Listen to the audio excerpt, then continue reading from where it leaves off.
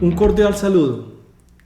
El día de hoy vamos a analizar cuál es el soporte de los pasivos para efectos de ser informados en nuestra declaración de renta. Es decir, una persona natural que presenta su declaración de renta, ¿cómo va a soportar los pasivos? Porque recuerde que pasivo es toda deuda, toda obligación que yo tengo con un tercero. Entonces la pregunta es, ¿qué pasa con el soporte de las deudas pasivos con entidades financieras? Por préstamos, por parte de tarjetas débito, tarjetas crédito o por un préstamo que hacemos entre particulares. Mamá me prestó 80 millones, entonces yo debo de informar en mi declaración de renta que tengo un pasivo, una obligación por 80 millones de pesos. Porque si yo con esos 80 millones, yo incrementé mi patrimonio, porque con eso compré una propiedad, pues yo informo el activo de la propiedad, pero también debo de informar este pasivo de 80 millones que le debo a la mamá. Pero entonces, ¿cuál es el soporte?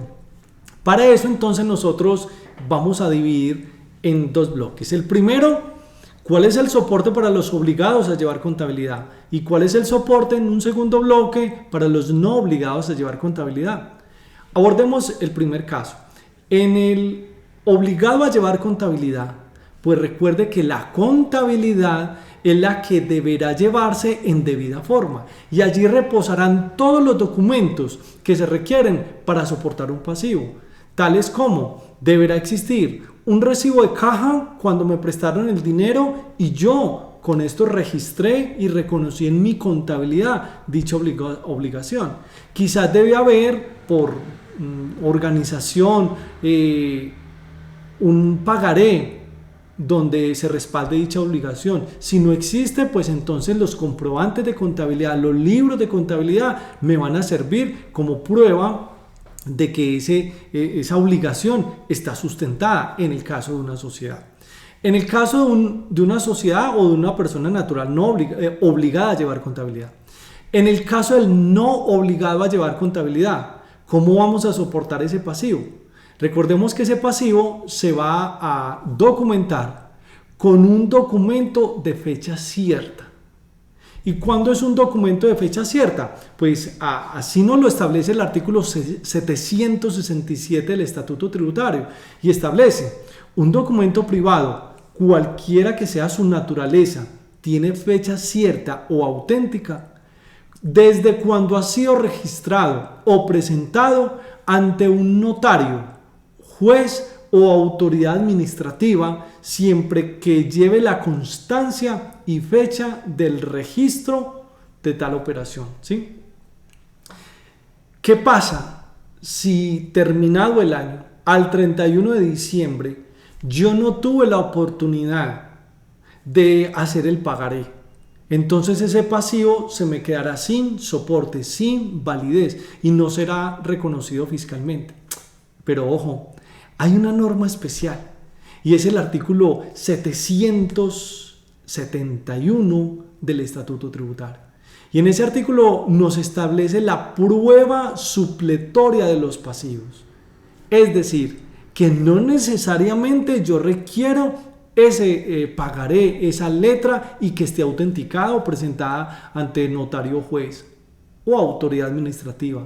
Yo puedo tener otros medios de pruebas, como en el caso de la prueba supletoria de pasivos, donde yo puedo demostrar a través de documentos y a través de las mismas declaraciones de renta de que existe esa deuda, de que tengo esa obligación, de que tengo ese pasivo. Ejemplo, si mamá me prestó 80 millones y me los consignó, pues yo tengo un extracto bancario. En ese extracto bancario es la primera prueba que yo puedo demostrar de que recibí en mi cuenta 80 millones de pesos.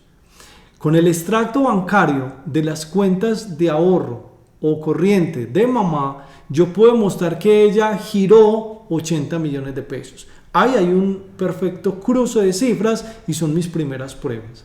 Segunda prueba, yo puedo demostrar de que en la declaración de renta, en los anexos de la declaración de renta de la mamá, ella tiene como parte del valor patrimonial cuentas por cobrar a César Augusto. ¿Por qué? Porque me prestó 80 millones.